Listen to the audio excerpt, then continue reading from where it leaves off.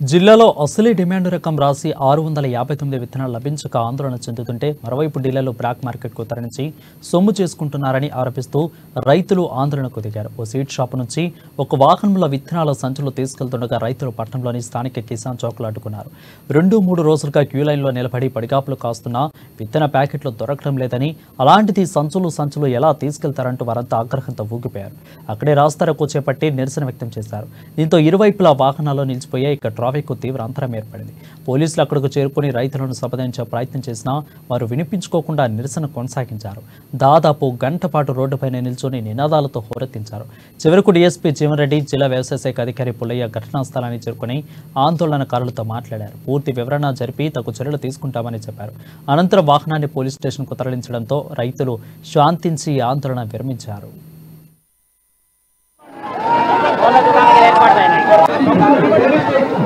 Police station.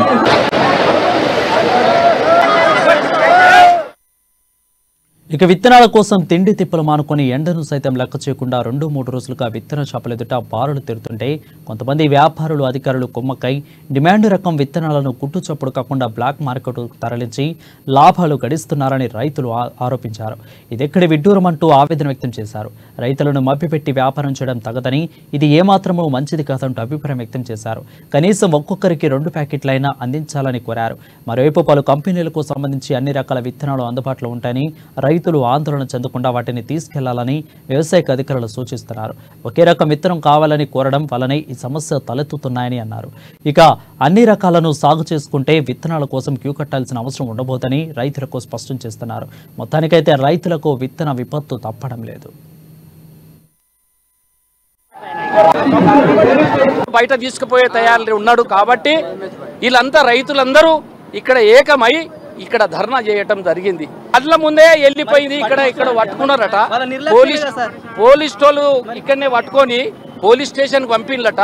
దానికి ఎట్లా అది ఎంత ఎంక్వైరీ చేసిన తర్వాత అది చెప్తామని చెప్పడం జరిగింది. ఇది రైతులే పట్టుకున్నారు. దీని మీద న్యాయం జరగాలని మేమందరం రైతులందరూ కోరటం జరిగింది. 6.9 గురించి అది 6.9 అనే సీడు అందుబాటులో లేక ప్రతి ఒక్క రైతుకు 2 ఇస్తున్నారు. అది కూడా సరిపడే స్టాక్ లేక పొద్దున్న నుంచి నెరివాడి ఒక 2 గంటలు 3 గంటల లైన్ల క్యూలో నిలబడి దగ్గర వచ్చేటోళ్లకు ఈ స్టాక్ ఖతమైనని చెప్తున్నారు వాళ్ళు. ఇది 6.9 అనేది దాని డిమాండ్ ఎక్కువ ఉన్నది కాబట్టి దానికి అందుబాటులో ఉంచి ప్రతి ఒక్క రైతుకు ఇవ్వాలని కోరుతున్నాం. నాకు 10 ఎకరాల పొలం ఉంది. నిన్న మొన్నటి సారి తిరిగితే 2 బ్యాగులు దొరికినాయి. బ్యాగులు లేవని ఇది సవనమితమా రోడ్డు మీద నిలబెడుతున్నారు పబ్లిక్ ని. మాలు ఉంచుకొని స్టాకు ఇచ్చులేలు పబ్లిక్ కు. ఇది ప్రతి సంవత్సరం జరుగుతున్నది 3 సంవత్సరాల నుండి. 1 సంవత్సరం అంటే ఏమో అనొచ్చు.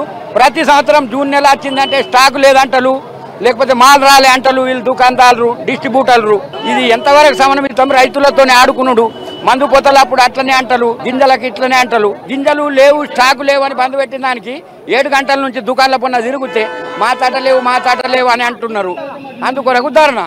ఏడికైనా కానీ లేవన్నాక అన్నెందుకు వస్తున్నాయి మ్యాక్స్లా పోవద్దు కదా. 10 బస్తాలు పోతున్నాయి. 10 బస్తాలు అంటే మాకు రాకపోవా? ఇంకా మాకు రాకపోతే ఎందుకు ఏమంటది? అవి ఎక్కడికి వచ్చినా తెలుసులే కానీ సుమల రోడ్డు మేము దొరకబట్టినాం, రైతులు మేము దొరకబట్టినాం. దాన్ని అది కఠినమైన చర్యలు తీసుకోవాలని మేము కోరుతున్నాం సార్. ఇప్పుడు 3 రోజుల నుంచి వస్తున్నాం సార్. ఇదివరకు మాకు ఒక బ్యాగ్ అయితే దొరకలేదు. మా ముందే మీ వెహికల్ ఇప్పుడే పోయినా సార్ 5-10 నిమిషాలల్లా పోయేసరికి మాకు బాగా అనిపించదు సార్. ఉన్నాయి మంచిగా సార్. నా దాకా రాకుండా వేరే కష్టకరగా దొరకచ్చు కదా సార్. అన్ని దుకాణాలు లేదు సార్.